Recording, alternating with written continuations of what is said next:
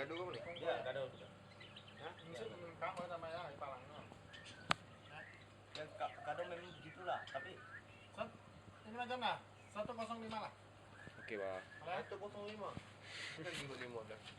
Dia mau juga RM5. Alah. Saya undur sikit ya. Sebab itu sangka suruh orang buat.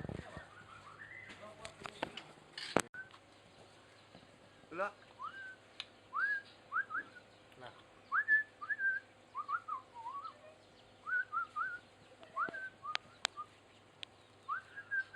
Lepas sudah dulu. Ini orang kami sudah ini.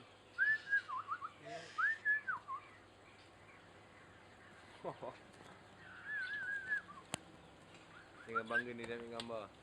Uish. Bila masuk alik baru makan. Ya. Wah. Itu dah.